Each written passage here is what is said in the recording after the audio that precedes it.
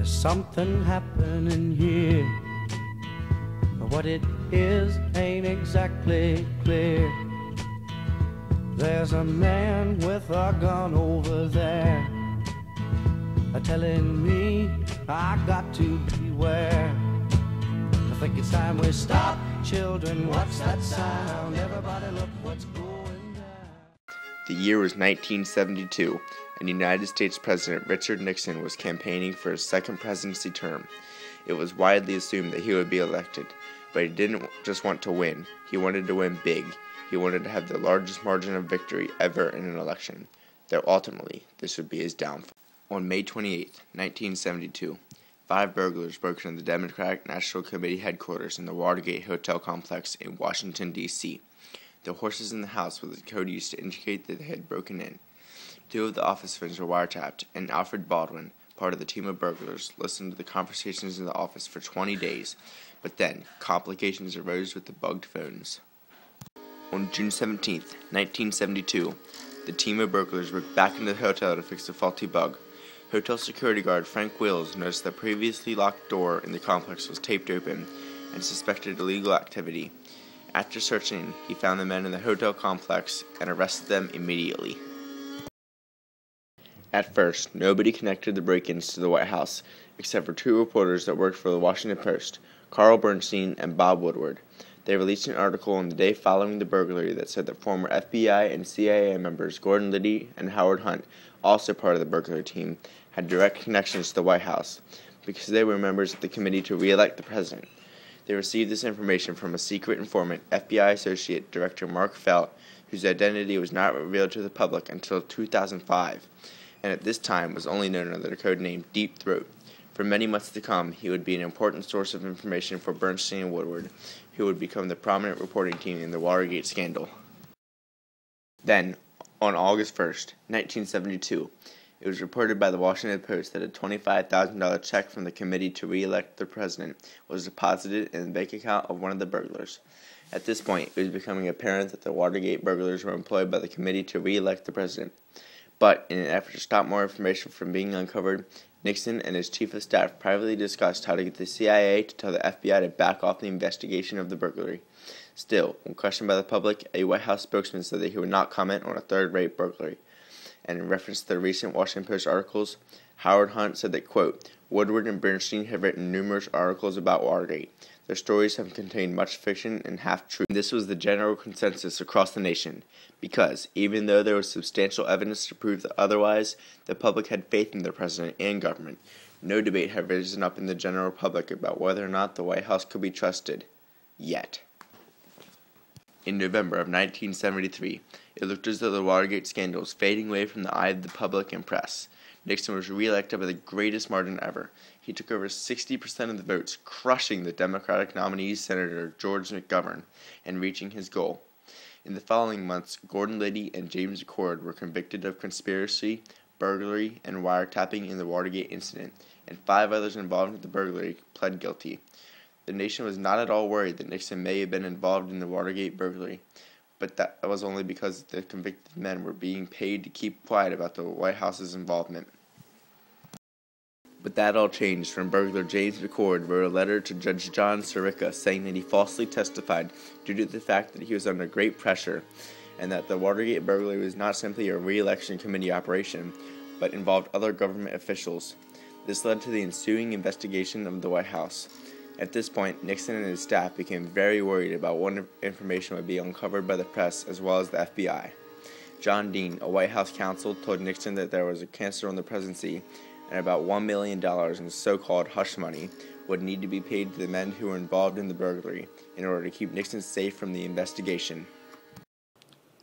Worried the information would be exposed, Nixon urged his top aides, H.R. Haldeman and John Ehrlichman, and Attorney General Richard Kleindienst to resign, and they did so, while John Dean was fired. The Senate began to start televised hearings of White House members, and John Dean revealed that he had discussed the Watergate scandal cover-up with Nixon more than 35 times. Because of this, some of the population's faith in the federal government had started to waver. The debate within the public had begun.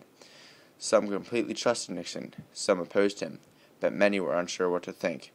The televising of the Watergate hearings was a way for many people to form their opinions on those involved in the scandal. Peter Thaggard, who was 9 years old at the time of the hearings, says, "For several days I stayed home from school just to watch the hearings. The entire nation was drawn to the television sets." During the hearings, Alexander Butterfield, former presidential appointments secretary, testified that since 1971, Nixon had recorded all conversations and phone calls in the Oval Office, and Nixon was ordered to give up the recordings, known as the Watergate tapes. Then, on July 18, 1973, Nixon apparently ordered for the White House taping system to be shut down and refused to give the Watergate tapes to the Senate Watergate Committee. His refusal provoked complaints across the nation about Nixon's abuse of power, as Nixon also forced several officials to resign. Then, on the night of October 20th, 1973, an event occurred known as the Saturday Night Massacre. President Nixon fired Special Prosecutor Archibald Cox, as Attorney General Elliot Richardson and Deputy Attorney General William Ruckelshaus resigned. Nixon had become desperate in his efforts to keep his own name clean. Talk around the nation began that Nixon would face impeachment if he continued to create problems in the investigation, and Nixon's staff began transcribing the Watergate tapes. Then, in November, the Nixon administration announced that there was a problem with transcribing the tapes. Supposedly, Nixon's secretary, Rosemary Woods, was working on the transcripts when she accidentally erased an 18.5-minute section from one of the tapes. Nixon gave a televised speech in which he said to the nation, "I welcome this kind of examination because people have got to know whether or not their president's a crook. Well, I'm not a crook. I've earned everything I've got." But, for the most part, the previously naive nation was no longer so. Almost everybody believed that Nixon had been involved in the Watergate scandal, with few Nixon supporters remaining.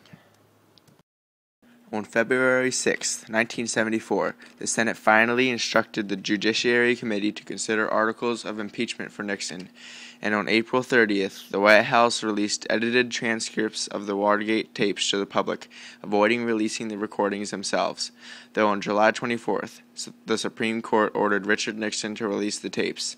This would be the ultimate piece of evidence needed to prove Nixon guilty. The most important evidence would be found in a recording from June 23, 1972, labeled the Smoking Gun Tapes for the Press, which proved that Nixon had obstructed justice 6 days after the burglary. With Nixon saying that an FBI investigation would expose 4 of the burglars, he said it would be very detrimental to have this thing go any further. This involved these Cubans, Hunt, and a lot of hanky-panky. So, he decided to get the CIA to tell the FBI to stop investigation and simply create a cover story for the burglary. However, the CIA director refused to comply with Nixon's plan. Because Nixon was attempting to interfere with the Watergate investigation, he was breaking the law. On July 27, 1974, the House Judiciary Committee passed an article of impeachment against President Nixon for obstruction of justice. In the following days, 2 more articles of impeachment were passed for abuse of power and contempt of Congress. On August 8, 1974, he addressed the nation. I have never been a quitter.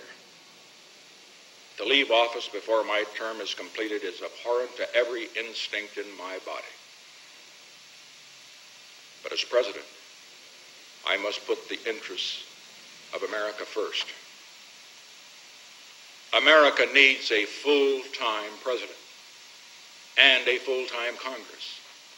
Therefore, I shall resign the presidency effective at noon tomorrow.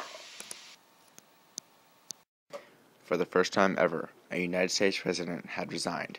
Because of the information sources available to the public, the debate on whether or not the White House could be trusted played out in a predictable way in the end, with most taking the side that Nixon should have to take responsibility for his illegal actions, and therefore should be impeached. In taking this stance, many people came to realization that it cannot always be assumed that a candidate for government can be trusted.